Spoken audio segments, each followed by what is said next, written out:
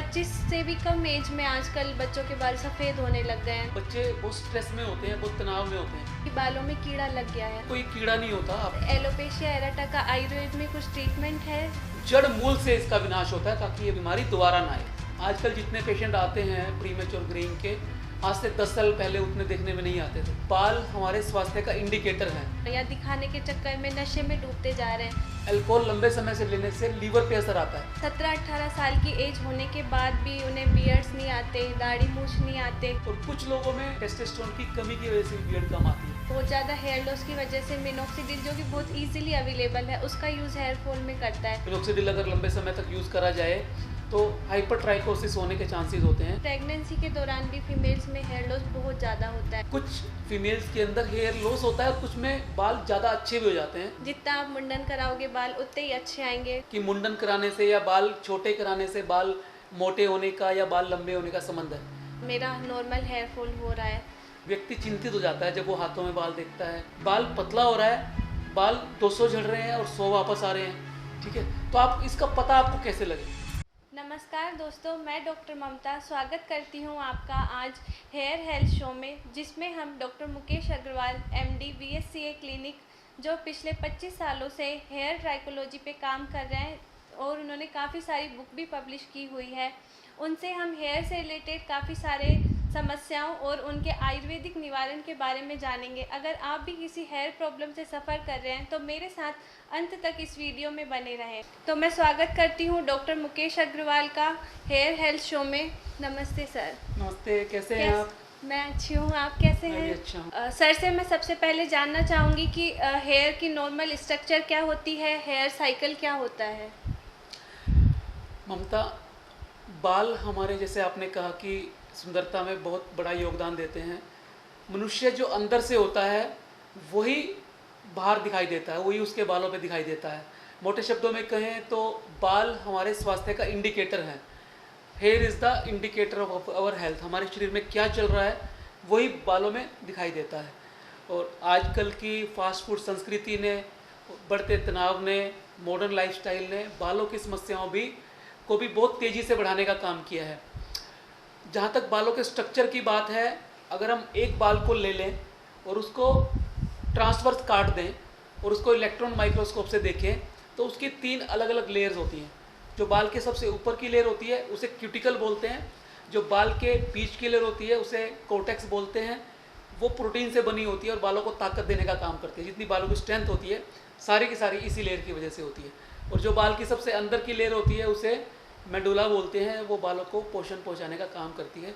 तो बाल देखने में इतना महीन बाल 3 अलग अलग लेयर से बना होता है। और बाल 2 किस्म के होते हैं। ये मोटे बाल की होती हैं 3 लेयर, जिसे हम टर्मिनल हेयर बोलते हैं, जो हमारी स्कैल्प पे होता है और बॉडी के और अलग अलग अन्य अन्य जगह पे होता है। इसके अलावा वेलस हेयर होते हैं, जो बॉडी की जो महीन और बारीक बाल दिखाई देते हैं भूरे रंग के, उसमें 2 ही लेयर होती हैं, उसमें कोर्टेक्स नहीं होती है। इस बाल को वेलस हेयर कहा जाता है। एक तीसरे किस्म के बाल और होते हैं जिन्हें हम लेनुगो बोलते हैं। वो बच्चा जब माँ के पेट में होता है तब उसके शरीर पे होते हैं और बच्चे के जन्म लेने के बाद कुछ समय बाद वो धीरे धीरे ख़त्म हो जाते हैं। ठीक है, ये तो बालों का रहा स्ट्रक्चर। अब हम बात करेंगे बालों के लाइफ साइकिल की। जैसे एक व्यक्ति का एक लाइफ साइकिल होता है, वो बच्चे से जवान होता है, फिर बूढ़ा होता है, फिर वो मर जाता है। बालों का भी ठीक इसी तरह से एक लाइफ साइकिल होता है। बाल भी अपने जीवन चक्र में 3 अलग अलग चरणों से गुजरता है। पहला चरण जो होता है वो होता है एनर्जन फेज, जिसमें बाल लंबा होता है ना। एनर्जन का मतलब होता है ग्रोथ। जब बाल ग्रोथ करता है, लंबा होता है, बाल 1 से 1.25 सेंटीमीटर पर मंथ की दर से बढ़ता है। और जब बाल का एनर्जन फेज खत्म होता है तो फिर टेलोजन फेज में वो चला जाता है। टेलोजन फेज को बाल का बुढ़ापा कहा जाता है। और जब बाल टेलोजन फेज में आता है तो वो झड़ जाता है। इसे एनर्जन, टेलोजन, इसके बाद आता है केटाजन फेज, इसे ट्रांजिशन फेज भी बोलते हैं। जब बाल दोबारा से अपने साइकिल के अंदर आता है, एक ट्रांजिशन लेता है, तो इस तरह से ये बाल के 3 अलग अलग फेज़ होते हैं जो उसके लाइफ साइकिल को पूरा करते हैं। और एक बाल की जो लगभग उम्र होती है वो 2 से 7 साल होती है। एवरेज हम इसको 3 साल मान लेते हैं। और एक दिन में 50 से 100 बाल झड़ना भी नॉर्मल माना जाता है। आमतौर पे एक धारणा होती है कि 20-30-50 बाल झड़ने के बाद भी व्यक्ति को लगता है कि बहुत ज़्यादा मेरे बाल झड़ रहे हैं, लेकिन इतना बाल झड़ना नॉर्मल है। ठीक है। जी सर, जैसे आपने हेयर स्ट्रक्चर और साइकिल के बारे में बताया, अब मैं जानना चाहूँगी कि जिस तरह से आजकल हर कोई ना कोई किसी न किसी प्रकार से बालों की समस्याओं से जूझ रहा है, जी। तो आजकल बाल झड़ना इतना कॉमन हो गया है, तो उसके बारे में आप क्या कहना चाहेंगे? देखो, जैसे हमने पहले डिस्कस किया, हमारा लाइफस्टाइल, हमारा रहन सहन, हमारा खान पान, हमारी फास्ट फूड संस्कृति जो आज के समय में बहुत ज़्यादा प्रभाव अपना दिखा रही है। हम वेस्टर्न कल्चर को अपनाते जा रहे हैं। भारतीय सनातन जो हमारी संस्कृति है उसमें हमने रहना छोड़ दिया है। तो आयुर्वेद की जो दिनचर्या होती थी, जो ऋतुचर्या होती थी, जो पथ्य अपथ्य होते थे, उसका हम पालन नहीं करते हैं। रात को बहुत देर तक जागते हैं, ठीक है, सुबह लेट उठते हैं, फिजिकल एक्टिविटी हमारी कोई है नहीं, खाने की बहुत गलत आदतें हैं, प्रोसेस्ड फूड ज़्यादा खाते हैं, फास्ट फूड ज़्यादा खाते हैं, ऑयली स्पाइसी मीठा बहुत ज़्यादा खाते हैं। तो इन सारे कारणों की वजह से जैसे हमारे लाइफस्टाइल डिसऑर्डर बढ़ने लगे हैं, ब्लड प्रेशर बढ़ आने लगा है ज़्यादा लोगों को, शुगर लोगों को बहुत ज़्यादा आने लगी है, इसके अलावा थायराइड आने लगा है, स्ट्रेस से संबंधित बीमारी आने लगी हैं, एंजाइटी डिप्रेशन होने लगा है। तो ऐसे ही बालों की समस्याएं भी आने लगी हैं, क्योंकि जैसे मैंने आपको पहले कहा कि बाल हमारे शरीर का इंडिकेटर है। जो हमारे शरीर में चल रहा होता है वही हमारे बालों पे नज़र आता है। तो ये अगर हमारा शरीर स्वस्थ नहीं है तो बाल कैसे स्वस्थ होंगे? तो आजकल के दौरान युवाओं में और ज़्यादा सभी लोगों में जिनका कोई फिजिकल एक्टिविटी नहीं है, सेडेंटरी लाइफस्टाइल जीते हैं, अच्छा खान पान नहीं है, उनको बालों की समस्याएं तेज़ी से बढ़ती जा रही हैं। और बालों की कॉमन समस्या हम आप देखोगे कि बाल झड़ना एक आम समस्या है। दिक्कत तब आती है जब बाल 100 से ज़्यादा पर दिन झड़ें और आए कम, तो डेंसिटी कम होनी शुरू हो जाती है। बालों में थिनिंग की समस्या बढ़ती जा रही है। बच्चों में ग्रेइंग, प्री मैच्योर ग्रेइंग जिसे बोलते हैं, वो समस्या बढ़ती जा रही है। ठीक है, सिबोरिक डर्मेटाइटिस जिसे ऑयली डैंड्रफ बोला जाता है, वो समस्या बढ़ती जा रही है। एलोपेशिया एरियाटा ऑटोइम्यून डिसऑर्डर होती है, वो बढ़ती जा रही है। तो बालों की ये सारी समस्याएं कॉमन समस्याएं हैं, और ये सारी की सारी हमारे लाइफस्टाइल और खान पान की वजह से तेज़ी से बढ़ती जा रही है। जी सर, काफ़ी पेशेंट शिकायत करते हैं कि हमारे डैंड्रफ बहुत झड़ता है, ऑयलिंग करने के बाद भी वो कंट्रोल में नहीं आता, शोल्डर्स पे गिर जाता है। तो सर, ऑयलिंग का भी इफ़ेक्ट आता है डैंड्रफ में? वैसे तो हमारे शरीर में नेचर ने ऑयली ग्लैंड्स दी हैं, जिसे हम सेबेशियस ग्लैंड्स बोलते हैं। एक व्यक्ति की स्किन अलग अलग प्रकार की होती है। ऑयली स्किन होती है, ड्राई होती है, मिक्स होती है। जिन लोगों की ऑयली स्किन होती है, तेल ज़्यादा बनता है, उनको तेल लगाने की आवश्यकता नहीं होती है, उनको ऑयलिंग करने की आवश्यकता नहीं होती है। लेकिन जिन लोगों की स्किन ड्राई होती है, उनको बाहर से ऑयल अप्लाई करना पड़ता है, ऑयल उनके लिए अच्छा होता है। तो जिन लोगों को पहले ही ऑयल ज़्यादा बन रहा है, अगर वो तेल लगाएंगे, ऑयलिंग करेंगे, तो उससे ऑयल फ्लेक्स के रूप में बदल जाएगा, और जो फंगस या बैक्टीरिया हमारे एनवायरनमेंट में होता है, स्कैल्प पे होता है, वो उसके साथ मिलके इन्फेक्शन करने का डर बढ़ा देगा, या फिर सिबोरिक डर्मेटाइटिस कर देगा। सिबोरिक डर्मेटाइटिस एक ऐसी बीमारी है जिसके अंदर स्कैल्प के अंदर रेडनेस आ सकती है, ऑयली डैंड्रफ आ सकती है, ठीक है, और इचिंग हो सकती है, और बाल भी पतले हो सकते हैं। तो इसलिए जो लोग पहले ही ऑयली ग्लैंड से, जिनकी ऑयली ग्लैंड्स एक्टिव है, ज़्यादा तेल बनाती हैं, उनके लिए ऑयल लगाना नुकसानदायक है। और जिनकी ड्राई स्किन है उनके लिए ऑयल अच्छा है, और जिनकी मिक्स स्किन है वो कभी कभी सिर को धोने से पहले, वॉशिंग से पहले ऑयल का यूज़ कर सकते हैं। जी सर, एक आम समस्या और सुनने में आती है कि बालों में कीड़ा लग गया है। तो सर, ये बालों में कीड़ा लगना कोई कीड़ा लगता है, या फिर जिसे मॉडर्न साइंस में बोला जाता है alopecia areata, patchy hair loss, तो उसके बारे में कुछ बताएंगे सर आप? हाँ, ये एक्चुअल में ना कोई कीड़ा नहीं होता, आपने बिल्कुल सही कहा। एलोपेशिया एरियाटा इसे बोलते हैं। एलोपेशिया वैज्ञानिक नाम इसका एलोपेशिया एरियाटा है। एलोपेशिया एक कॉमन टर्म है जो बाल्डनेस के लिए या गंजेपन के लिए इस्तेमाल किया जाता है। और एरियाटा का मतलब होता है एरिया, क्योंकि एलोपेशिया एरियाटा के जो पैच हैं वो एरिया में शुरू होते हैं। इरेगुलर या रेगुलर शेप के या राउंड शेप के छोटे छोटे पैचेस सिर के किसी भी हिस्से में हो सकते हैं, स्कैल्प में भी हो सकते हैं, बियर्ड में भी हो सकते हैं, बाकी बॉडी पार्ट्स पे भी हो सकते हैं, और ये धीरे धीरे बढ़ सकते हैं। जब ये बढ़ते हैं तो एलोपेशिया एरियाटा एलोपेशिया टोटलिस में कन्वर्ट हो जाता है, सिर के बाल चले जाते हैं। और जब ये और ज़्यादा बढ़ता है, पूरे शरीर के बाल चले जाते हैं, जिसे एलोपेशिया यूनिवर्सलिस कहा जाता है। तो इसके 3 अलग अलग ये ग्रेड्स होते हैं। ये एक ऑटोइम्यून डिसऑर्डर है, हमारे शरीर को बीमारियों से बचाने का काम करती है, वही बीमारी लगा देती है।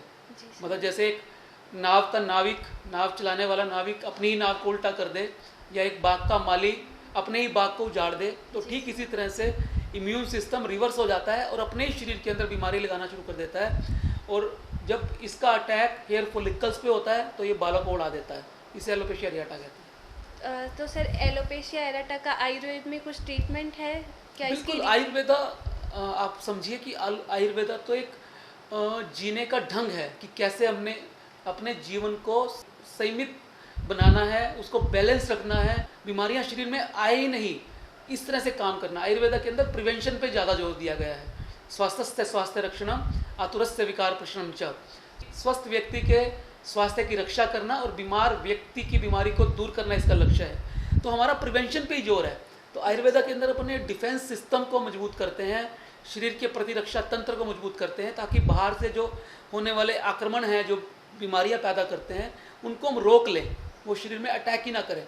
अगर किसी को व्याधि हो गई है, इम्यून सिस्टम रिवर्स हो गया है, तो हम लाइफस्टाइल को ठीक करके आयुर्वेदा के दिनचर्या, ऋतुचर्या, पथ्य अपथ्य का ध्यान रख के, और आयुर्वेदा में ऐसी हर्ब्स हैं, ऐसी औषधियाँ हैं, उनका इस्तेमाल करके, पंचकर्मा का इस्तेमाल करके, शरीर की शुद्धि करके, शरीर की शुद्धि के साथ इन बीमारियों को शमन किया जाता है और जड़ मूल से इसका विनाश होता है, ताकि ये बीमारी दोबारा ना आए। सर हम देख रहे हैं आजकल एक और कॉमन समस्या हेयर थिनिंग की आ रही है, तो उसके बारे में आप क्या बोलना चाहेंगे? देखिए, हेयर थिनिंग के ना बहुत सारे कारण हैं। सबसे पहला कारण हेयर थिनिंग का है जीन्स। वंशानुगत कारण से, हेरिडिटरी कारण से हमारे बाल पतले होने शुरू हो जाते हैं।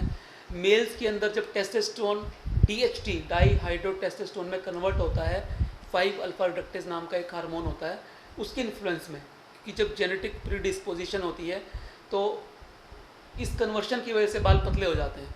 और टर्मिनल हेयर जो मोटा बाल होता है, वो बॉडी हेयर में जो वेलस होते हैं, इस बाल में बदल जाता है। तो धीरे धीरे करके कोर्टेक्स श्रिंक हो जाती है और बालों को पतला कर देती है। दूसरा इसका बड़ा कारण है खान पान। अगर हमें किसी वजह से मिनरल्स ना मिले, प्रोटीन ना मिले, विटामिन ना मिले, तो भी हमारे बाल पतले होने शुरू हो जाते हैं। तीसरा इसका बड़ा कारण है, जो आजकल हम थिनिंग देखने में आती है, वो है जो हम बाहर के प्रोडक्ट्स यूज़ करते हैं बिना सोचे समझे। जो प्रचार किए जाने वाले प्रोडक्ट्स हैं, चाहे वो इंटरनेट पे हो, चाहे वो सोशल मीडिया पे हो, और चाहे वो अखबार में हम ऐड पढ़ के देख लें, या फिर हम इलेक्ट्रॉनिक मीडिया टीवी पे उसकी ऐड देख लें और अपनी मर्जी से उसे खरीद के लगाना शुरू कर दें, बिना किसी अथॉरिटी या बिना किसी चिकित्सक के जो उसका जानकार है, उसकी बिना सलाह के जब हम कोई प्रोडक्ट यूज़ करते हैं, तो वो बालों को ठीक करने के बजाय नुकसान करना शुरू कर देता है। और एक चौथा बड़ा कारण जो आज के समय में देखने में आता है, वो है स्ट्रेस। जब स्ट्रेस होता है तो कोर्टिसोल नाम का हार्मोन बनता है और वो बालों को पतला करने के लिए जिम्मेदार होता है। तो ये मोटे मोटे ये सारे कारण हैं जो बालों को पतला करते हैं। जी सर, ये तो हमने कुछ कॉमन हेयर प्रॉब्लम्स के बारे में डिस्कशन किया। मैं अब बात करना चाहूँगी हमारे युवाओं की, जो बहुत ही कम एज में प्री मैच्योर ग्रेइंग से सफ़र करते हैं। वो कभी स्टाइल के चक्कर में कुछ भी प्रोडक्ट्स यूज़ कर लेते हैं, तो उनके भी हेयर फॉल जैसी चीज़ें बहुत कॉमन हो गई हैं। 25 से भी कम एज में आजकल बच्चों के बाल सफ़ेद होने लग गए हैं। तो सर, ये प्री मैच्योर ग्रेइंग जो है हेयर की, वो क्यों इतनी ज़्यादा बढ़ रही है? क्या इसको आयुर्वेद में रिवर्स किया जा सकता है? ये आपने बहुत अच्छा प्रश्न पूछा है। आजकल जितने पेशेंट आते हैं प्री मैच्योर ग्रेइंग के, आज से 10 साल पहले उतने देखने में नहीं आते थे। तो उसका भी कारण हमारा लाइफस्टाइल और आज का एनवायरनमेंट है। आजकल इतना प्रदूषण बढ़ता जा रहा है, एनवायरनमेंट बहुत ज़्यादा ख़राब हो रहा है, और सबसे बड़ा काम, बच्चे बहुत स्ट्रेस में होते हैं, बहुत तनाव में होते हैं। तो उसकी वजह से जो मेलेनोसाइट सेल्स होती हैं स्किन के नीचे, वो डीएक्टिवेट होना शुरू हो जाती हैं, काम करना कम कर देती हैं। और जैसे ही वो काम करना कम कर देती हैं, तो मेलेनिन नाम का जो पिगमेंट होता है, जो बालों को और स्किन को कलर देता है, वो कम बनता है। और वो जब कम बनता है तो बालों को भी कलर नहीं मिल पाता और बाल कम उम्र में सफ़ेद हो जाते हैं। तो इसका कारण एक तो लाइफस्टाइल है, दूसरा इसका कारण है जीन्स। मदर या फादर को अगर कम उम्र में बाल सफ़ेद हुए हैं, तो बच्चों में चांसेस होते हैं कि कम उम्र में बाल सफ़ेद हो जाएं। तो यदि हम अपनी डाइट ठीक रखें, सही ढंग से मिनरल्स लें बढ़िया, और फिज़िकल एक्टिव रहें, सेडेंटरी लाइफस्टाइल से बचें, थोड़ी एक्सरसाइज करें, पानी ठीक पिएं, नींद अच्छी लें, तनाव से बचने के लिए थोड़ा मेडिटेशन करें, और इसके साथ साथ आयुर्वेदा के अंदर बहुत सारा खजाना छुपा है जो प्री मैच्योर ग्रेइंग को रिवर्स कर सकता है। अगर 25 साल से कम उम्र के अंदर बाल सफ़ेद हो रहे हैं, तो 1/3 लोगों के रिवर्स हो सकते हैं अगर वो सब चीज़ों का ध्यान रखें। तो इसमें डाइट का, लाइफस्टाइल का बहुत बड़ा रोल है। और कुछ हमारे यहाँ दवाइयाँ ऐसी हैं, जैसे आपने भृंगराज का नाम सुना है, आंवले का नाम सुना है, मुलट्ठी का नाम सुना है, इसके अलावा ब्रह्मी का नाम सुना है, नलिनी एक हर्ब होती है उसका नाम सुना है। आयुर्वेदा औषधियों के अंदर आपने लोह भस्म का नाम सुना है, ठीक है, धात्री लोह एक औषधि है, उसका नाम सुना है, ठीक है। बहुत सारी चीज़ें, कुछ ऐसे अवलेह हैं, कुछ ऐसे ऑयल हैं, तो जिनका इस्तेमाल करके हम प्री मैच्योर ग्रेइंग को रिवर्स कर सकते हैं।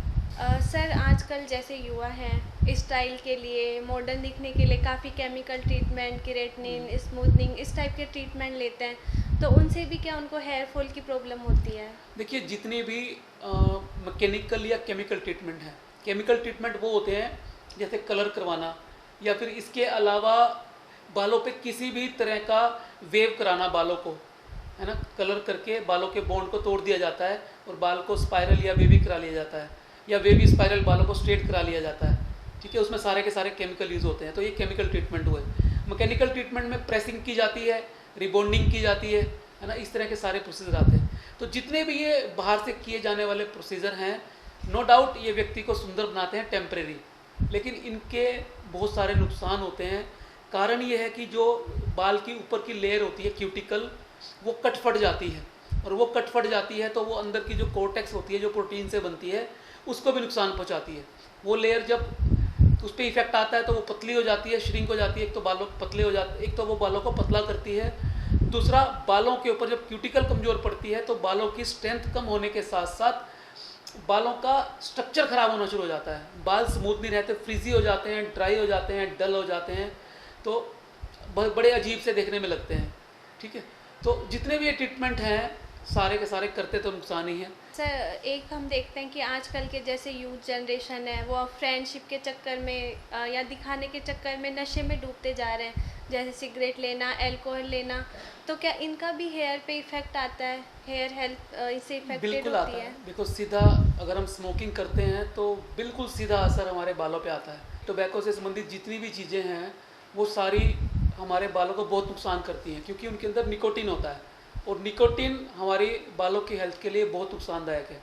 ऐसे ही अगर लंबे समय तक अल्कोहल की कंजप्शन की जाए तो डायरेक्टली तो नहीं, इनडायरेक्टली बहुत नुकसान होता है, क्योंकि अल्कोहल लंबे समय से लेने से लीवर पे असर आता है, और लीवर सिरोसिस भी हो सकती है, लीवर फंक्शन टेस्ट डिस्टर्ब भी हो सकते हैं। और आपको पता है लीवर हमारे शरीर के लिए कितना इंपॉर्टेंट ऑर्गन है, ये चीज़ों को मेटाबोलाइज भी करता है, टॉक्सिन्स को डिस्ट्रॉय भी करता है। अगर लीवर अपना काम फंक्शन ठीक ढंग से नहीं कर पाएगा तो फिर हमारे बाल भी प्रभावित होंगे। सर जैसा हम जनरली देखते हैं कि हेयर लॉस मेल फीमेल दोनों में ही होता है, बट फीमेल में हेयर लॉन्ग होते हैं तो इतना पता नहीं चलता, मेल में हमें ज़्यादा दिखाई देता है। तो मेल पैटर्न बाल्डनेस के बारे में मैं आपसे जानना चाहूँगी। हाँ, मेल पैटर्न बाल्डनेस जो एक्चुअल में है वो जेनेटिक कारण से होता है। जब मदर या फादर की फैमिली से हमें ऐसे जीन्स मिलते हैं जो बालों को पतला कर देते हैं, तो बाल पतला होने की वजह से और बाल धीरे धीरे करके टर्मिनल से वेलस में कन्वर्ट होने की वजह से स्कैल्प हमारी खाली होनी शुरू हो जाती है, बाल की डेंसिटी भी कम हो जाती है और बाल पतला भी होना शुरू हो जाता है। इन दोनों वजह से बाल्डनेस नज़र आती है। तो ये जैसे ही एंड्रोजन बनना शुरू होते हैं 14-15 साल में, ये अपना असर दिखाना शुरू कर देते हैं, और कई लोगों में तो इवन आजकल देखने में है 20-22 साल के आते आते मेल पैटर्न की 4th से 5th ग्रेड दिखाई देने लगती है। नॉरवुड स्केल पे मेल पैटर्न की 7 ग्रेड्स होती हैं, और उसमें से काफ़ी हद तक बाल 30-40% तक बाल चले जाते हैं मेल्स के अंदर। तो इतनी ज़्यादा प्रिवलेंस बढ़ती जा रही है। जीन्स के अलावा आजकल जो हमारा, जब हम बात लाइफस्टाइल की कर रहे हैं, वो भी काफ़ी इफेक्ट डालती है। जो हम प्रोडक्ट यूज़ करते हैं बालों के लिए वो भी नुकसान करते हैं। बच्चे बालों के लिए अलग अलग सीरम यूज़ करते हैं, अलग अलग कलर यूज़ करते हैं, अलग अलग जेल यूज़ करते हैं, तो वो सारी चीज़ें भी इसको एग्रीवेट कर देती है सारे प्रोसेस को।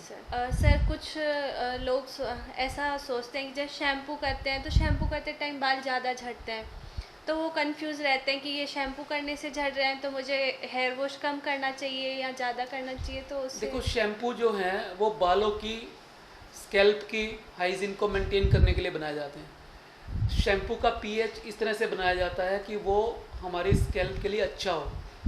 साबुन और शैम्पू में बेसिक फ़र्क यही है कि साबुन जो होती हैं, सोप्स जो होती हैं, वो एल्कलाइन नेचर की होती हैं ज़्यादा, और ज़्यादा एल्कलाइन नेचर की अगर सोप्स को हम बालों के अंदर यूज़ करेंगे तो हमारे बाल फ्रीजी ड्राई होने का खतरा बढ़ जाता है, ठीक है। शैम्पू के अंदर जो केमिकल डाले जाते हैं वो माइल्ड्स होते हैं, जो सर्फेक्टेंट्स होते हैं वो बड़े माइल्ड यूज़ किए जाते हैं। शैम्पू बनाने वाले जो इंग्रेडिएंट्स होते हैं वो बड़े माइल्ड यूज़ किए जाते हैं। तो इसलिए कोई भी अच्छा शैम्पू बालों के लिए इस्तेमाल किया जाना चाहिए। शैम्पू भी आमतौर पे 2 किस्म के होते हैं। एक होता है डेंड्रफ के लिए शैम्पू, जिसे हम एंटी डेंड्रफ शैम्पू बोल देते हैं, एक रूटीन केयर के लिए शैम्पू। तो अगर आपको डेंड्रफ है या आपकी ऑयली स्किन है, फंगल इन्फेक्शन है या सोराइसिस है, तो उसके लिए तो रेकमेंड किया जाता है एंटी डेंड्रफ शैम्पू। और रूटीन केयर के लिए जो शैम्पू होते हैं उनके वो माइल्ड शैम्पू आपको यूज़ करने चाहिए। और शैम्पू से बाल टूटने का या बाल आने का कोई संबंध नहीं है। जितनी भी धारणाएं हैं वो सारी गलत हैं। ना तो शैम्पू से बाल टूटते हैं, ना शैम्पू से बाल आते हैं, ठीक है, ना शैम्पू लॉस का कारण। हाँ, ये जरूर हो सकता है कि ज़्यादा हार्श केमिकल वाले शैम्पू अगर आपने यूज़ कर लिए तब टेम्परेरी हेयर लॉस बढ़ जाता है, बालों की क्वालिटी पे असर पड़ता है, बाल फ्रीजी हो सकते हैं, ठीक है। तो इसलिए आपको शैम्पू वो यूज़ करना है जो आपके बालों की पीएच के मुताबिक हो। अगर आपको डेंड्रफ है तो वैसा शैम्पू यूज़ करना है, अगर आपके बाल नॉर्मल है तो वैसा शैम्पू यूज़ करना है। जी सर, एक और मेल में प्रॉब्लम देखने को आती है आज के टाइम में। 17-18 साल की एज होने के बाद भी उन्हें बियर्ड्स नहीं आते, दाढ़ी मूछ नहीं आते, तो इसमें क्या कारण है? देखिए, मेल्स के अंदर जो बियर्ड होती है वो सेकेंडरी सेक्स करैक्टर्स होते हैं। जैसे ही बच्चा बड़ा होता है, मेल या फीमेल, उनके अंदर अलग अलग करैक्टर्स आने शुरू होते हैं।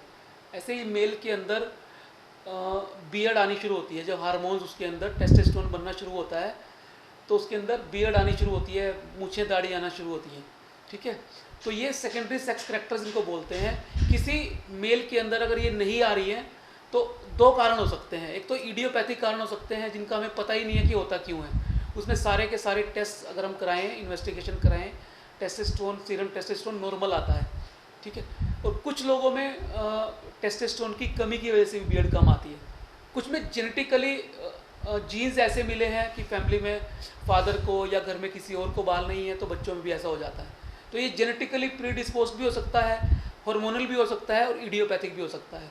तो यदि ये किसी हार्मोनल डिस्टर्बेंस की वजह से है तो उसका ट्रीटमेंट करने के दौरान बाल आना शुरू हो सकते हैं। मान लो टेस्टोस्टेरोन कम है तो टेस्टोस्टेरोन आपने बाहर से सप्लीमेंट दे दिया, थेरेपी दे दी उसकी, तो बाल आ सकते हैं। अगर ये इडियोपैथिक है, जेनेटिक है, तो फिर हमें ट्रांसप्लांट करना पड़ता है।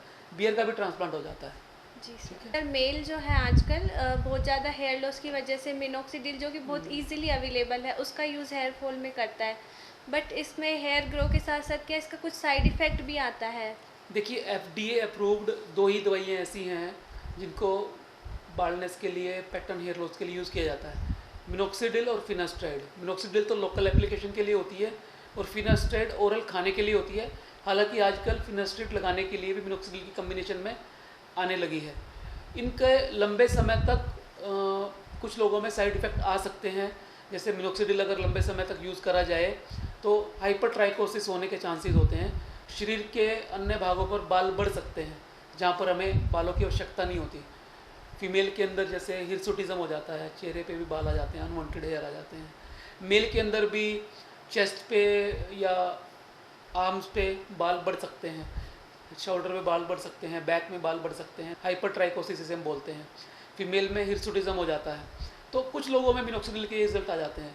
फिनास्टिड के ज़्यादा लंबे यूज़ से इरेक्टाइल डिस्फंक्शन होने के चांसेस हो जाते हैं। तो इस तरह के साइड इफ़ेक्ट लंबे समय तक इनके इस्तेमाल से आ सकते हैं। हमने मेल्स की काफ़ी बात कर ली। फीमेल्स में जैसे पीसीओडी बहुत ही कॉमन समस्या हो गई है। जनरली देखा गया है कि पीसीओडी के साथ साथ हेयर फॉल बहुत ज़्यादा होता है। तो सर, पीसीओडी का हेयर फॉल से क्या रिलेशन है? देखिए, पीसीओडी हार्मोनल डिसऑर्डर है। फीमेल की ओवरीज के अंदर जब सिस्ट बन जाती हैं और इन सिस्ट के अंदर टेस्टोस्टेरोन हार्मोन बन जाता है, उससे एस्ट्रोजन हार्मोन जो फीमेल हार्मोन बोला जाता है वो कम हो जाता है। और टेस्टोस्टेरोन बढ़ने की वजह से मेल वाले सेकेंडरी सेक्स करैक्टर फीमेल के अंदर आना शुरू हो जाते हैं। जैसे अनवांटेड हेयर आ जाते हैं, चिन पे या फेस पे बाल आ जाते हैं, ठीक है, जिसे हम हिरसुटिज्म कहते हैं। इसके अलावा और करैक्टर आ सकते हैं, आवाज़ भारी हो जाती है, वेट बढ़ना शुरू हो जाता है, ठीक है, मेंस्ट्रुअल साइकिल डिस्टर्ब हो जाता है। तो ये सारी चीज़ें होती हैं। और इसके साथ साथ सबसे इम्पोर्टेंट चीज़ ये है कि हमारी स्कैल्प के बाल कम होने शुरू हो जाते हैं, थिन भी हो जाते हैं, उनकी डेंसिटी भी कम हो जाती है, पतले नज़र आते हैं। पैटर्न हेयर लॉस जो फीमेल में होता है, जिसे हम लुडविक स्केल पे मापते हैं, उसकी 3 अलग अलग ग्रेड्स होती हैं, ग्रेड 1, ग्रेड 2, ग्रेड 3, वो आपको नज़र आना शुरू हो जाता है। तो पीसीओडी अगर कंट्रोल नहीं किया गया तो फीमेल पैटर्न बॉल्डनेस के सिम्टम बिल्कुल नज़र आते हैं। और उसके साथ साथ जैसे मैंने कहा कि हिरसोटिज्म या इस तरह की समस्याएं भी साथ साथ आ जाती हैं। ये तो हमने पीसीओडी का देखा। एक इन जनरल ये भी देखा जाता है कि प्रेगनेंसी के दौरान भी फीमेल्स में हेयर लॉस बहुत ज़्यादा होता है, तो इसके क्या कारण है? देखो, दोनों बातें हैं। प्रेगनेंसी के दौरान कुछ फीमेल्स के अंदर हेयर लॉस होता है और कुछ में बाल ज़्यादा अच्छे भी हो जाते हैं, क्योंकि आप जानते हैं कि प्रेगनेंसी के दौरान ईस्ट्रोजन और प्रोजेस्टेरोन, इन दोनों हार्मोन्स का बैलेंस बदल जाता है। तो इस बैलेंस बदलने की वजह से दोनों काम हो सकते हैं। फीमेल्स के अंदर बाल बहुत अच्छे भी हो जाते हैं और कुछ फीमेल्स के अंदर बाल कम भी हो जाते हैं, बालों की संख्या भी कम हो जाती है और बाल थिन भी हो जाते हैं। तो ये सारा का सारा हार्मोन्स के डिस्टर्बेंस की वजह से होता है। जैसे डिलीवरी होती है, बाल कई बार शॉक फेज में चले जाते हैं, टेलोजन फेज जिसे हम बोलते हैं, और बाल टेलोजन फेज में ज़्यादा जाने की वजह से स्कैल्प से बहुत ज़्यादा बाल झड़ते हुए नज़र आ सकते हैं। तो वैसे तो ये सेल्फ लिमिटिंग होता है, बच्चा होने से 2 से 3 महीने के बाद ये अपने आप ठीक हो जाता है। और प्रेगनेंसी के दौरान होने वाला जो हेयर लॉस है या हेयर थिनिंग है, वो भी सेल्फ लिमिटिंग होता है, तो उसके लिए ज़्यादा कंसर्न की ज़रूरत नहीं होती। बस ये है कि आपको डाइट और अपना लाइफस्टाइल वो थोड़ा सा अच्छा रखना होता है। सर, महिलाओं में एक और समस्या होती है 2 मुँहे बाल होना। पुरुषों के तो ट्रिमिंग होती है तो इतना पता नहीं चलता, पर महिलाओं में लंबे बाल होते हैं तो 2 मुँहे बाल होने की समस्या बहुत ज़्यादा होती है उनको। तो सर, इसके बारे में आप कुछ बताएं। देखिए, महिलाओं में बाल लंबे होते हैं, और जब बाल लंबे होते हैं तो बाल का जो डिस्टल एंड होता है वो कम पानी मिलने की वजह से, कम हाइड्रेशन की वजह से या पूरा पोषण ना मिलने की वजह से वो 2 हिस्सों में बढ़ जाता है। तो उसे हम बाइपोलर हेयर या स्प्लिट एंड बोल देते हैं। तो इसका सबसे बड़ा कारण यही है कि बालों को प्रॉपर पोषण नहीं मिल रहा, बाल प्रॉपर मॉइस्चराइज नहीं हो रहे। ये बिल्कुल ठीक उसी तरह से है जैसे कोई पेड़ अगर सूखा हुआ है और 2 हिस्सों में बढ़ जाता है, क्योंकि उस सूखे पेड़ को सही ढंग से पानी नहीं मिल रहा और सही ढंग से पोषण नहीं मिल रहा। तो बालों को 2 मुँहा होने से बचाने के लिए आपको पोषण अच्छा लेना है, आपको डाइट अच्छी लेनी है, आपको पानी खूब सारा पीना है, और इसके साथ साथ नियमित बालों की ट्रिमिंग करानी है। अगर महिला हैं और लंबे बाल रखना चाहती हैं तो 3 महीने बाद 1 से 1.5 सेंटीमीटर बाल वो कटवा दें, ताकि जो बाइपोलर हेयर हुआ है या स्प्लिट एंड हुआ है वो साथ साथ ख़त्म होता रहे। आजकल एक ट्रेंड में गर्ल्स के हेयर कलर करवाना, हाइलाइट्स करवाना, उससे भी उनके काफ़ी हेयर फॉल होता है। तो इनका हाइलाइट्स का, हेयर कलर का हेयर हेल्थ पे क्या इफ़ेक्ट आता है? बिल्कुल आता है। जैसे हमने बात की कि बालों के लिए जितने भी मैकेनिकल प्रोसीजर किए जाते हैं वो सारे के सारे बालों की ऊपर की लेयर क्यूटिकल और बीच की लेयर कॉर्टेक्स, इन दोनों पे इफेक्ट डालते हैं डायरेक्ट। ठीक है, तो इसलिए जितने ये प्रोसीजर हैं, चाहे वो कलरिंग है, चाहे वो परमिंग है, या वो स्ट्रेटनिंग है, रिबॉन्डिंग है, या फिर प्रेसिंग है, वो सारे के सारे कहीं ना कहीं बालों को नुकसान करते हैं। तो इसलिए जब भी इन प्रोसीजर को कराएं तो बहुत ज़्यादा जब ज़रूरी हो तभी करवाएं। उसके बाद आप नियमित रूप से बालों के लिए अच्छी डाइट रखें, बालों को क्यूटिकल को मेंटेन करने के लिए हर्बल स्पा देते रहें। इसमें VSCA की HRP थेरेपी बहुत इफेक्टिव है। अगर आपने करवा ही लिया है कलर या इस तरह के मैकेनिकल प्रोसीजर, तो आप HRP रूटीन में बालों को देते रहें, तो काफ़ी हद तक आप उनको रिपेयर कर पाएंगे और बालों की जो समस्याएं होंगी, जो इनसे पैदा होंगी, उनसे बचेंगे। सर, हमने बालों की समस्याओं के बारे में काफ़ी डिस्कशन कर लिया। मैं कुछ मिथ्स हैं हमारे समाज में बालों को लेके, उनके बारे में कुछ पूछना चाहूँगी। जैसे सुनने में आता है कि किसी के हेयर ग्रो नहीं कर रहे होते तो उनको बोलते हैं कि हेड शेव करा लो, मतलब मुंडन करा लो, जितना आप मुंडन कराओगे बाल उतने ही अच्छे आएंगे। तो सर, इसका कुछ कोरिलेशन है क्या कि मुंडन कराने से बाल अच्छे साइंस आते के हैं? हिसाब से इस बात में कोई सच्चाई नहीं है, कोई फैक्ट नहीं है, इसके पीछे कोई साइंटिफिक एविडेंस नहीं है कि मुंडन कराने से या बाल छोटे कराने से बाल मोटे होने का या बाल लंबे होने का संबंध है।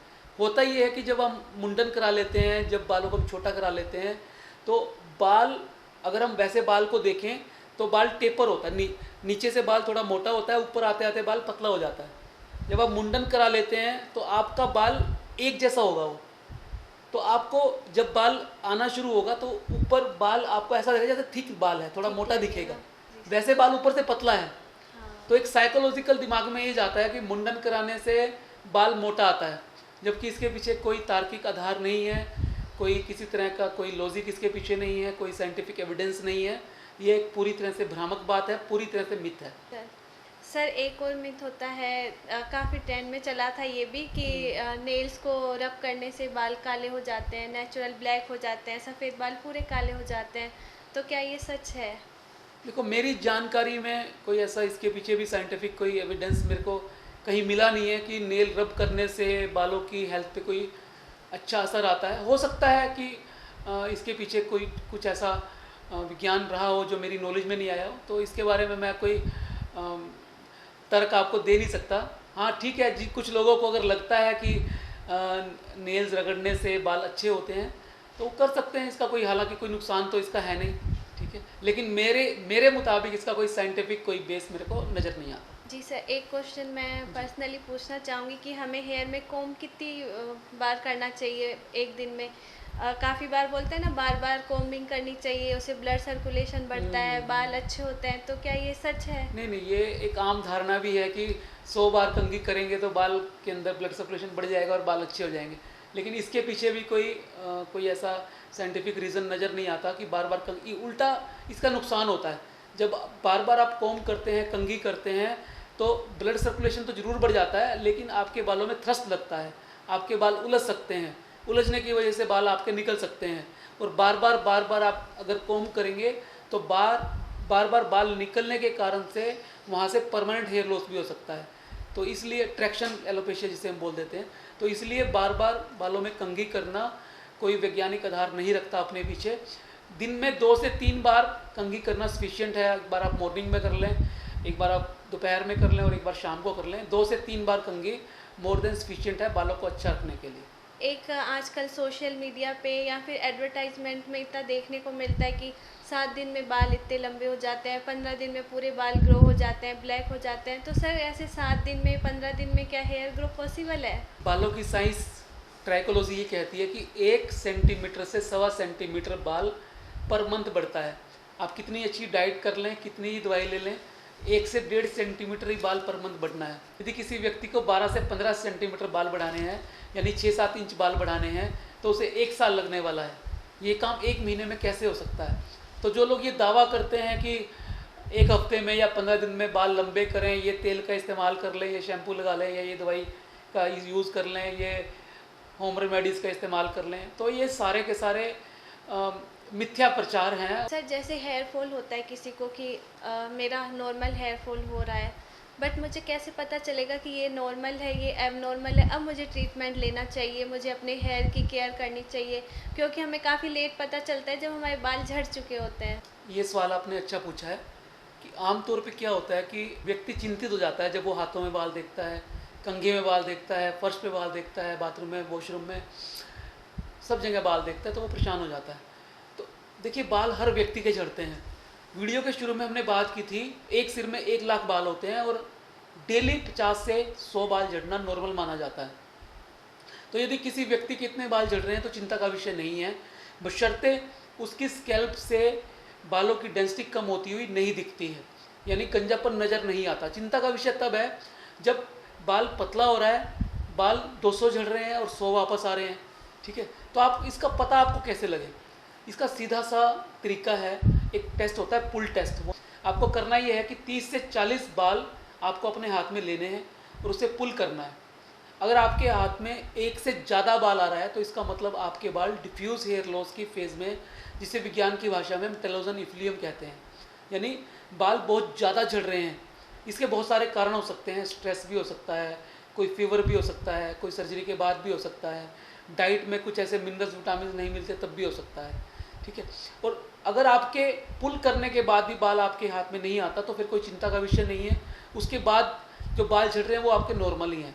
चिंता का विषय तब है जब सारे आपकी डाइट भी अच्छी है, आपका रहन सहन भी अच्छा है, अब सब चीज़ों को अच्छे ढंग से फॉलो करते हैं, फिर भी आपके बाल बहुत ज़्यादा बढ़ रहे हैं और पुल टेस्ट आपका पॉजिटिव आता है, फिर वो समय है जब आपको अपने चिकित्सक की, अपने अच्छे ट्राइकोलॉजिस्ट की आवश्यकता है, उससे संपर्क करने की, उससे कंसल्ट करने की आवश्यकता है। जी सर, आज के टाइम में जैसे पढ़ाई का प्रेशर है, करियर का प्रेशर है, फैमिली प्रेशर है, रात को सोने के होश नहीं, सुबह उठने के होश नहीं, लाइफ स्टाइल इतनी डिस्टर्ब हो चुकी है लोगों की, तो क्या सर लाइफ स्टाइल भी हमारे हेयर हेल्थ को इफ़ेक्ट करती है?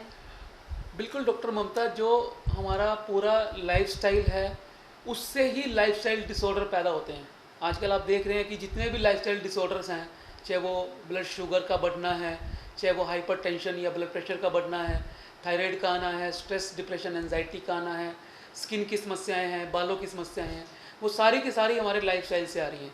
आपको अपने आप को बैलेंस रखना होगा, आपकी डाइट भी अच्छी होनी चाहिए, आप फिजिकल एक्टिव भी रहनी चाहिए, 7 से 8 गिलास पानी, 7 से 8 घंटे की नींद, अगर स्ट्रेस है तो थोड़ा सा मेडिटेशन, ये सारी चीज़ें आपको करनी पड़ेंगी अगर आपको अपने स्वास्थ्य अच्छा रखना है, यदि आपको अपने बाल अच्छे रखने हैं, और यदि आपको जीवन के अंदर हर तरह की सफलता के साथ साथ खुशियाँ भी चाहिए, तो आपका लाइफस्टाइल बैलेंस्ड होना चाहिए, वो हर तरह से अच्छा होना चाहिए, तभी आपका स्वास्थ्य और बाल भी अच्छे रहेंगे। जैसा कि आपने बताया कि हेयर जो होते हैं वो हमारी हेल्थ को रिप्रेजेंट करते हैं, जी। और हमारी हेल्थ कहीं ना कहीं हमारी डाइट पे डिपेंड करती है।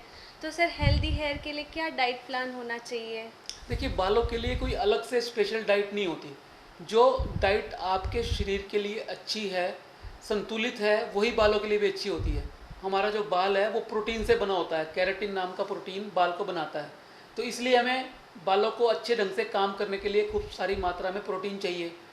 हमें पता है कि हमारे शरीर को अच्छा मेटाबॉलाइज होने के लिए, रीजनरेशन के लिए, टॉक्सिन्स को दूर निकालने के लिए बहुत सारे मिनरल्स और विटामिन चाहिए, जिससे सेल की रीजनरेशन भी होती रहे, टूट फूट जो हमारे शरीर में हो ये वो भी ठीक होती रहे, मेटाबॉलिज्म चयापचय भी हमारा ठीक चलता रहे। ठीक है, तो उसके लिए हमारा शरीर के अंदर बहुत सारे मिनरल चाहिए, कैल्शियम, पोटेशियम, मैग्नीशियम, इसके अलावा ट्रेस एलिमेंट्स चाहिए, कॉपर भी चाहिए, आयरन भी चाहिए, जिससे आपका एचबी भी ठीक रहे, और एचबी ठीक रहेगा तो ब्लड सर्कुलेशन भी अच्छा रहेगा। तो आपको संतुलित भोजन चाहिए जिसके अंदर दालें हो, प्रोटीन आपको दालों से मिल सकता है, पनीर से, दूध से, दही से मिल सकता है, मिनरल्स आपको हरी सब्जियों और फल से मिल सकते हैं। इसके अलावा आपको 7 से 8 गिलास पानी पीना है। अभी पिछले 1 महीने पहले ICMR, Indian council of medical research की एक रिपोर्ट आई है, जिसमें उन्होंने स्वास्थ्य को अच्छा रखने के लिए पूरा डाइट चार्ट दिया है। आपकी थाली के अंदर, आपके भोजन के अंदर क्या क्या अवयव होने चाहिए, क्या क्या तत्व होने चाहिए, कितनी मात्रा में होने चाहिए। ठीक है, उसके लिए मैंने एक अलग से वीडियो भी बनाया है, वो आप वीडियो मेरे दूसरे चैनल मुकेश अग्रवाल पे जाके आप देख सकते हैं। आपके स्वास्थ्य के लिए जो अच्छा है वही आपके बालों के लिए अच्छा है। बस आप ध्यान ये रखिए कि वो संतुलित भोजन आपको नियमित चाहिए। ये नहीं है कि आपने कुछ दिन वो कर लिया और फिर आपने अपना भोजन खराब कर लिया तो आपके बाल अच्छे रहेंगे।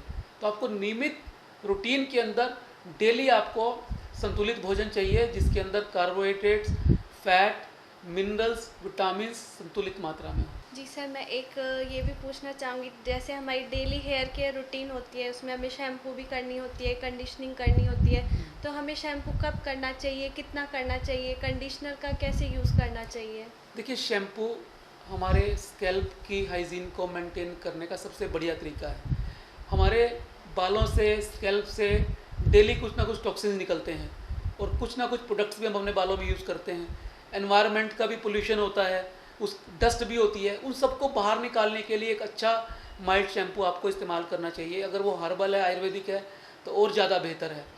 जिसकी ऑयली स्किन है उसको डेली शैम्पू करना चाहिए। अगर फीमेल हैं तो हफ्ते में 2 से 3 बार कर सकती हैं। यदि किसी की ड्राई और मिक्स स्किन है तो हफ्ते में 2 बार शैम्पू कर ले। तो इस तरह से नियमित रूप से आपको शैम्पू करना है, लेकिन जिनकी ऑयली स्किन है उनको शैम्पू की फ्रिक्वेंसी बढ़ानी चाहिए। जी सर, एक क्वेश्चन मैं आपसे पर्सनली पूछना चाहूँगी, आपके हेल्दी हेयर्स का क्या राज है? आप ऐसी क्या डाइट लेते हैं, आप क्या लाइफ स्टाइल फॉलो करते हैं? अक्सर मुझे यही प्रश्न बहुत सारे लोग मेरे अलग अलग वीडियोस के कमेंट में भी पूछते हैं। तो दोस्तों, अगर आपको अपने बाल अच्छे रखने हैं तो नटशेल में संतुलित भोजन चाहिए। आपको कम खाना चाहिए जिसके अंदर सारी चीज़ें हों, मिनरल्स भी हों, प्रोटीन्स भी हों, विटामिन्स भी हों। हाँ, ये ध्यान रखिए फाइबर खूब सारा हो, हरी सब्जियां, फल ज़्यादा हो, थोड़ा सा ड्राई फ्रूट हो, रोटी चावल कम हो, यानी कार्बोहाइड्रेट कम हो, पानी ज़्यादा हो, 7-8 गिलास दिन में पानी हो, 7 से 8 घंटे की अच्छी नींद हो, 30 से 40 मिनट का वर्कआउट हो। ठीक है, मैं ये सारी चीज़ें फॉलो करता हूँ, आज से नहीं करता, 25 साल से करता हूँ। जब से मैंने ट्राइकोलॉजी की प्रैक्टिस शुरू की थी तब से करता हूँ, और इसी कारण से शायद मेरे बाल अच्छे भी हैं। और यदि आप डिटेल में मेरी दिनचर्या जानना चाहते हैं तो एक वीडियो मैंने स्पेशल इसीलिए बनाया हुआ है, उस वीडियो का लिंक डिस्क्रिप्शन में आपके लिए डाल दिया जाएगा, आप उसको देख सकते हैं। सर, लास्ट 25 सालों से आप हेयर पे इतना काम कर रहे हैं, तो और भी काफ़ी लोग होंगे जो आपसे जुड़ना चाहते होंगे, वो भी इसकी फ्रेंचाइजी लेना चाहते होंगे, हेयर पे काम करना चाहते होंगे, तो वो कैसे आपसे जुड़े? देखिए, VSCA आयुर्वेदा ट्राइकोलॉजी में 25 साल से काम कर रहा है, और आयुर्वेदा ट्राइकोलॉजी को मेन स्ट्रीम मेडिसिन में लाने का जो काम है वो VSCA ने किया है। पूरे भारत के अंदर आयुर्वेदा ट्राइकोलॉजी पे ऑर्गेनाइज तरीके से हम लोग काम कर रहे हैं और हम फ्रेंचाइजी के माध्यम से पूरे भारतवर्ष में अपनी ब्रांचेस खोल रहे हैं, एक्सपेंशन कर रहे हैं। हमारा पर्पज़ ये है कि हम बालों की समस्याओं से लोगों को निजात दिला सकें। आप सब जानते हैं हमारे आयुर्वेदा शास्त्रों में हर बीमारी का हमारे खान पान को लेकर और औषधियों को लेकर, दवाइयों को लेकर, हमारे रहन सहन को लेकर एक बहुत ही शानदार तरीके से वर्णन किया गया है। और VSCA ने उन सारी की सारी दवाइयों को और उस सारे के सारे किस तरह से हमें जीवन यापन करना है, उन सारी चीज़ों को निकाल के एक मॉडल तैयार किया है। उस मॉडल को पहले हमने परखा है, उसका प्रोटोटाइप बनाया है। एक क्लिनिक से हमने शुरुआत की है, आज हम 21 क्लिनिक पर पहुँचे हैं और धीरे धीरे करके हमारा ये नेटवर्क बढ़ता जा रहा है, जिसके अंदर जुनून है, जो बालों की समस्याओं से लोगों को मुक्त करने के लिए VSCA का सहयोग करना चाहता है। वो पूरे भारतवर्ष में किसी भी शहर में, किसी भी राज्य में अपनी ब्रांच खोल सकता है, VSCA के साथ जुड़ सकता है। उसके अंदर ज़रूरी नहीं है कि वो डॉक्टर हो, एक बिजनेसमैन भी जुड़ सकता है, ठीक है। वो डॉक्टर हो तो और भी अच्छा है। और उसके अंदर बस जुनून होना चाहिए, सेवा भाव होना चाहिए। छोटी सी इन्वेस्टमेंट के अंदर वो एंटरप्रेन्योर भी बन सकता है, अपने सपनों को साकार भी कर सकता है और लोगों की VSCA हेयर क्लिनिक के माध्यम से सेवा भी कर सकता है। सर, जैसे कुछ BMS डॉक्टर जो फ्रेशर हैं या कुछ अपनी प्रैक्टिस कर रहे हैं, ट्राइकोलॉजी में स्पेशली काम करना चाहते हैं, तो वो आपसे कैसे जुड़ें या आप उनकी क्या हेल्प कर सकते हैं? देखिए, हमने ना VSCA के अंडर एक कोर्स शुरू किया है, 15 दिन का रेजिडेंशियल कोर्स है वो ट्राइकोलॉजी पे। कोई भी BMS डॉक्टर या BMS के बाद जिन्होंने MD भी की है, वो भी अगर ट्राइकोलॉजी में प्रैक्टिस करना चाहते हैं, यदि वो फ्रेशर है तब भी, यदि वो अपना क्लिनिक चलाते हैं तब भी, वो इस ट्राइकोलॉजी कोर्स को ले सकते हैं। इसके लिए फिजिकल उनको आना होता है, रेजिडेंशियल ट्रेनिंग होती है, ट्राइकोस्कोपी टेस्ट, बालों की सभी समस्याएं, उनका डायग्नोज कैसे करना है, HRP, PRP, biotin therapies, hair patch, hair wig, laser hair removal, hair transplant और आयुर्वेदिक तरीके से हर बीमारी का इलाज, उन क्या क्या दवाइयाँ हैं वो कैसे सारी काम करती हैं, वो सारी की सारी चीज़ इन 15 दिन में BMS डॉक्टर को पूरी ट्राइकोलॉजी की ट्रेनिंग दी जाती है। अच्छा, कुछ लोग ऐसे भी हैं जो अपना क्लिनिक चला रहे हैं, वो भी आयुर्वेदा ट्राइकोलॉजी की ट्रेनिंग ले सकते हैं। और इसके अलावा VSCA ने एक मॉडल भी डेवलप किया है स्पेशली आयुर्वेदा डॉक्टर्स के लिए। जैसे हम अपनी फ्रेंचाइजी देते हैं, तो ऐसे ही आयुर्वेदा डॉक्टर्स के लिए हमने एक एसोसिएट मॉडल तैयार किया है, जो बहुत ही कम इन्वेस्टमेंट के अंदर ट्राइकोलॉजी प्रैक्टिस को अपने एग्जिस्टिंग क्लिनिक के अंदर ऐड कर सकते हैं और नेम एंड फेम दोनों कमा सकते हैं। तो दोस्तों, आज हमने जाना लाइफ स्टाइल का, डाइट का, कितने सारे हेयर से रिलेटेड मिथ्स हैं, मेल में क्या क्या हेयर से रिलेटेड प्रॉब्लम हो सकती है, फीमेल में क्या क्या प्रॉब्लम हो सकती है, इतनी सारी प्रॉब्लम्स, उनके आयुर्वेद के समाधान, पूरा उनको डिटेल में डॉक्टर मुकेश अग्रवाल जी के साथ जान के मुझे तो काफ़ी अच्छा लगा। आई होप आप लोगों को भी बहुत अच्छा लगा होगा। तो इसके लिए मैं सर का बहुत बहुत धन्यवाद करती हूँ। Thank you so much sir. Doctor Mamta, मेरे को भी रियली बड़ा अच्छा लगा। हमने मेरे ख्याल से ट्राइकोलॉजी में हर विषय पे बात की और आपने बड़े अच्छे ढंग से उन प्रश्नों को रखा। मैं उम्मीद करता हूँ कि इस पॉडकास्ट को जो भी लोग देख रहे होंगे, उनको कम से कम अपनी बालों के बारे में एक नया एक प्रकाश मिलेगा, कुछ नया जानने को मिलेगा। मैंने काफ़ी हद तक क्वेश्चंस लेके उनके समाधान डॉक्टर साहब से जानने की कोशिश की है, बट फिर भी आपके कुछ क्वेश्चन रह गए हैं तो आप कमेंट बॉक्स में कमेंट कर सकते हैं, तो हम डॉक्टर साहब के साथ अलग से उस पर और वीडियो बनाएंगे।